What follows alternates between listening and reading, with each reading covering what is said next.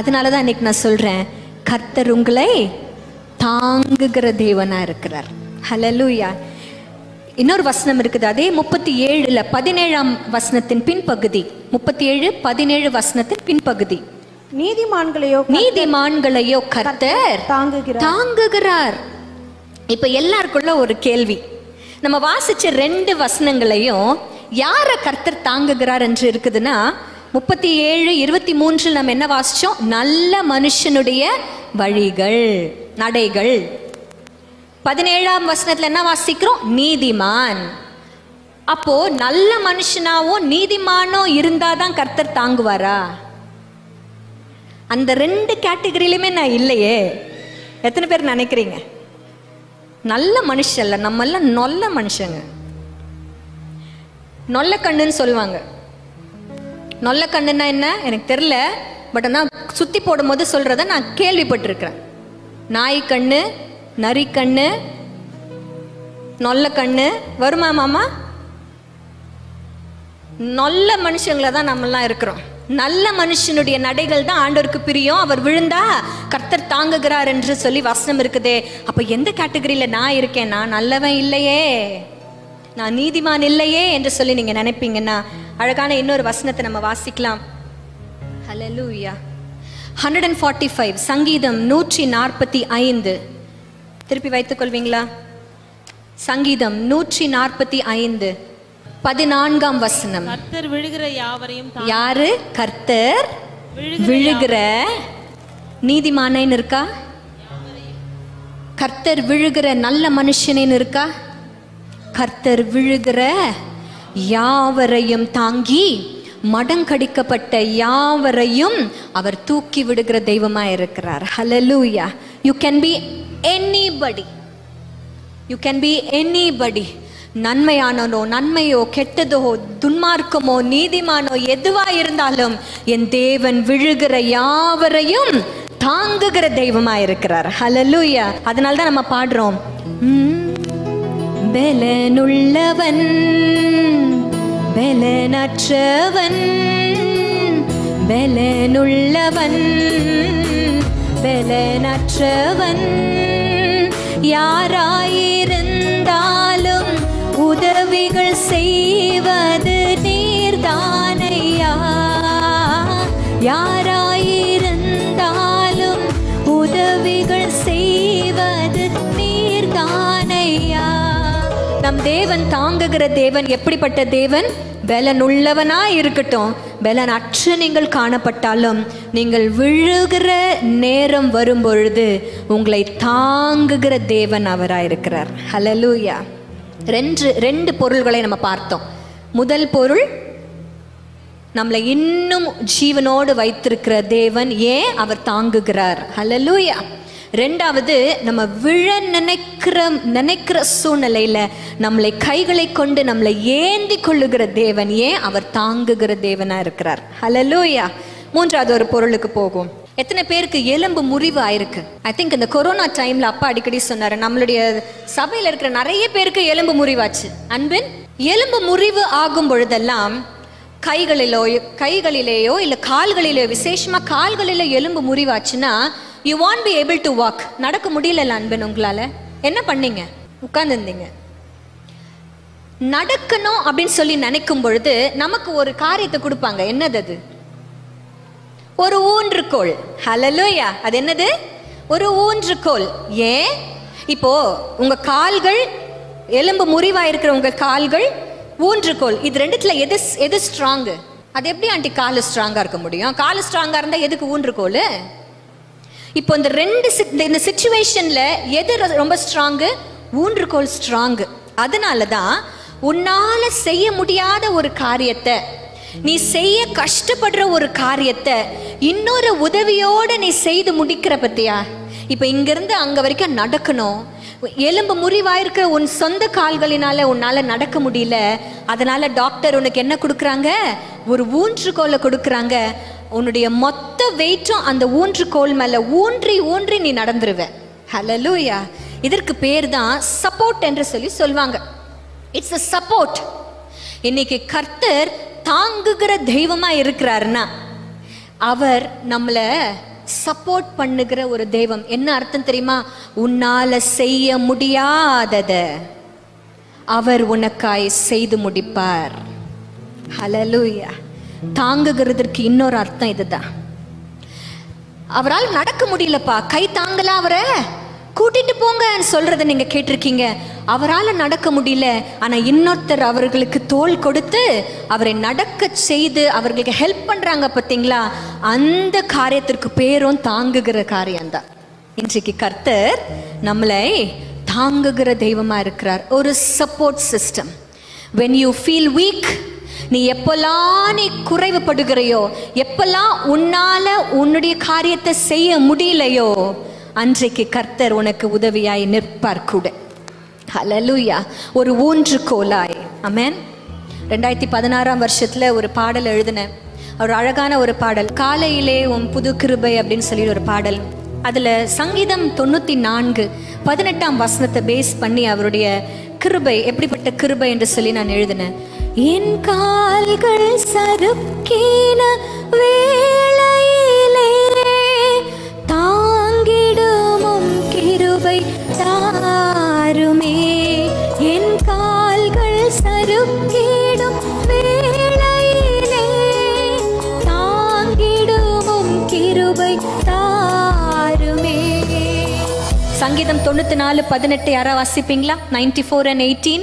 என் கால் சறுக்குகிறது என்று நான் சொல்லும் போது, என் கால் சறுக்குகிறது என்று நான் சொல்லும் பொழுது, கர்த்தாவே உம்முடைய கிருபை என்னை தாங்குகிறது. கர்த்தாவே உம்முடைய கிருபை என்னை தாங்குகிறது. ஹல்லேலூயா. உன் கால் சறுக்கி நீ விழப்போகிற, உன் கால்கள் சறுக்கின நிலைமையில இருக்கு, உன் கால்களுக்கு உறுதி இல்லை, உன் கால்கள் பலவீனப்பட்டு இருக்குதுன்னா அவர் அங்க பலனாய் வந்து நிற்பர். ஒரு ஊன்றுகோலாய். உங்களுக்கு எல்லாருக்கும் தெரியும் அந்த எக்ஸாம்பிள். அந்த ரெவிதீம் இல்லை, முதல் இஸ்ரவேல் ஜனங்களுக்கும் அமலேக்கியருக்கும் ஒரு பெரிய ஒரு யுத்தம் நடக்கும் பொழுது, ஆதியாகமம் 17 யாத்ராகமம் 17 அப்பொழுது மோசே அந்த மலையின் மேலே ஏறி தன்னுடைய கைகள் ஏறெடுத்திருக்கையில இஸ்ரவேலர்கள் மேற்கொண்டார்கள். அந்த கை தாழ விழும் பொழுது அமலேக்கியர் மேற்கொண்டார்கள். அப்போ மோசேனுடைய கரங்கள் உயர்த்தப்பட்ட நிலைமையில தான் இருக்க வேண்டும். அவனால முடியல. அவனுடைய கைகள் தளர்ந்து போயிருக்கிற சூழ்நிலையில 2 பேர் உதவியா வந்தாங்க. ஆரோனும் ஊரும் உதவியாய் அவனுடைய கைகளை கைத்தாங்கலாய் பிடித்து கொண்டே இருந்ததை உங்களுக்கு எல்லாருக்குமே தெரியும். இன்றைக்கு கர்த்தர் நம்மளை தாங்குகிற தெய்வமா இருக்கிறாருன்னா, he is supporting you in your weakness ன்னு அர்த்தம். அதனால்தான் இன்னைக்கு எஸ்தரத்தை இது சொல்லும் பொழுது ரொம்ப அழகா, நம்ம பலவீனப்படும் பொழுதுதான் அவருடைய பலன் பூரணமாய் விளங்கும். இன்றைக்கு இந்த ஆண்டுல ஒருவேளை பலவீனப்படுகிற சூழ்நிலைகளுக்குள்ள நீங்க கடந்து போவீங்கன்னா, I will not say life is going to be easy hereafter. நேற்று தினத்துல அங்கிள் சொல்லும் போது சொன்னாரு, கிறிஸ்துவுக்கு முன் கிறிஸ்துவுக்கு பின் அப்படின்னு சொல்லி இருந்த நிலைமைகள் எல்லாம் மாறி, கொரோனாவுக்கு முன் கொரோனாவுக்கு பின் அப்படிங்கிற ஒரு நிலைமை வரும் என்று மோடி சொன்னாரு அப்படின்னு சொன்னார். இதற்கு அப்புறம் வருகின்ற நிலைமைகள் ஈஸியா இருக்குமா, காம்ப்ளிகேட்டடா இல்லாம இருக்குமான்னு எனக்கு தெரியாது. இந்த 2021ல நம்மளுடைய சூழ்நிலைகள் எப்படி இருக்க போகுதுன்னு எனக்கு தெரியாது. ஆனா ஒண்ணு மட்டும் எனக்கு தெரியும், தாங்குகிற தேவன் நம்மோடு கூட இருப்பார். நீங்க எப்பெல்லாம் பலவீனப்படுறீங்களோ அப்பெல்லாம் நல்லா ஞாபகம் வச்சுக்கோங்க, ஒரு ஊன்றுகோலாய் உங்க கைத்தாங்கலாய் அவர் கூட இருப்பார். ஹல்லேலூயா. தாங்குகிற தேவன், இப்படி சப்போர்ட் பண்ணி தாங்குகிற தேவன் எங்கேயோ இருந்து உங்களுக்கு சப்போர்ட் பண்ண முடியுமா? உங்க ஊன்றுகோல் எங்க இருக்கும்? உங்க கூட தான் இருக்கும். கர்த்தர் உங்களை தாங்குகிற தேவனா இருப்பார்னா எங்க தெரியுமா இருப்பார்? உங்க பக்கத்துல இருப்பார். ஹல்லேலூயா. என் கால் சறுக்குகிறது என்று சொல்லும் பொழுது, கர்த்தாவே உம்முடைய கிருபை என்னை தாங்குகிறது. ஹல்லேலூயா. 3 காரியங்களை நம்ம பார்த்தோம். இன்னும் நம்மளை ஜீவனோடு வைத்திருப்பது, he sustaining us, ஏன்னா அவர் நம்மளை தாங்குகிற தேவன். நம்பர் 2, நம்ம விழுந்து போகிற நிலைமையில நம்மளை ஏந்துகிற தேவன் நமக்கு இருக்கிறார். ஏன்னா அவர் நம்மை தாங்குகிற தேவன். 3வது, நாம் செய்ய முடியாத ஒரு காரியத்தை நமக்காக கூடவே நின்று உதவி செய்கிற தேவன் நம்மோடு கூட இருக்கிறார். ஏன்னா அவர் தாங்குகிற தேவன். ஹல்லேலூயா. ஹல்லேலூயா. 4வது ஒரு காரியத்தை சொல்றேன். இது எல்லாமே நீங்க போய் தமிழ் அகராதியில போய் நீங்க தயவு செஞ்சு தேடி பாருங்க. தாங்கிறது அப்படின்னு போட்டீங்கன்னா இவ்வளவு மீனிங்ஸும் இருக்கு அதுக்கு. 4வது, கடினமான ஒரு பாரத்தை ஏற்றுக்கொள்வதற்கு பேரும் தாங்குகிறது என்று அர்த்தம். கடினமான ஒரு பாரத்தை ஏற்றுக்கொள்வதற்கு பேரும் தாங்குகிறது. சொல்வாங்கல்ல, ஒரு குடும்பத்தை நடத்தணும்னா குடும்ப பாரத்தை யார் தான் எடுத்துக்கணும்? கணவனும் மனைவியும் சேர்ந்து தான் குடும்ப பாரத்தை தாங்கணும். It's a difficult situation. ஒரு குடும்பத்தை நடத்தணும்னா அது ஒரு பாரமான ஒரு விஷயம். 2 பேரும் அந்த பாரத்தை என்ன சொல்லணும்னு சொல்வாங்க? தாங்கணும்னு சொல்வாங்க. கடினமான ஒரு பாரத்தை தங்கள் மேல் ஏற்றுக்கொள்வதற்கு பேரும் தாங்குகிற தேவன். ஹல்லேலூயா. என்னைக்கோ தாங்கிட்டாரு என் தேவன். உங்க பாவம், ஏன் பாவம், உங்க அக்கிரமம், ஏன் அக்கிரமம், எல்லாவற்றையும் தன் மேல தாங்கி கொண்ட தேவன். ஏசாயா 53ஆம் அதிகாரம் 4ஆம் வசனத்துல நம்முடைய பாடுகளை ஏற்றுக்கொண்டு துக்கங்களை அவர் சுமந்து கொண்டார் என்று சொல்லி நம்ம வாசிக்கிறோம். இன்றைக்கு அவர் தாங்குகிற தேவனா இருக்கிறார்னா உங்க பாவங்களையும் என் பாவங்களையும் அந்த பாவத்தின் பாரத்தை தாங்குகிற தேவன் நம்மோடு கூட இருக்கிறார். ஒரு நிமிஷம் அப்படியே கண்களை மூடி உங்களுடைய பாவத்தின் பாரத்தை சுமந்து கொண்ட அந்த இயேசுவை ஒரு நிமிஷம் அப்படியே யோசிச்சு பாருங்க. இதை விட தாங்குகிற தெய்வமா வேற எப்படி இருக்க முடியும்? There was so much of weight. நம்முடைய பாவங்களுக்கு பாரம் உண்டு. அந்த பாரத்தை தன்னுடைய தோள் மேல சுமந்து கொண்டார். அதற்காக தான் அவர் சுமந்து கொண்ட அந்த சிலுவை மிகவும் பாரமான ஒரு சிலுவை. ஹல்லேலூயா. பரியாச சின்னமாம் சிலுவையிலே பலியானார் பாவியோனுக்காய். அப்படி பாவத்தின் அகோரத்தை, அந்த பாரத்தை கர்த்தர் சுமந்து கொண்டார். ஹல்லேலூயா. இதையும் சொல்லுகிற ஒரு விஷயம் என்ன தெரியுமா? அவர் தாங்குகிற தெய்வமா இருக்கிறபடினால தான் அதை ஏற்றுக்கொண்டார். ஹல்லேலூயா. அன்றைக்கு மாத்திரம் இல்லை, இன்றைக்கும் நீங்களும் நானும் செய்கிற ஒவ்வொரு பாவத்தின் பாரத்தையும் கர்த்தர் தாங்கி கொண்டு வருகிறார் தன்னுடைய தோள்களின் மேல. ஹல்லேலூயா.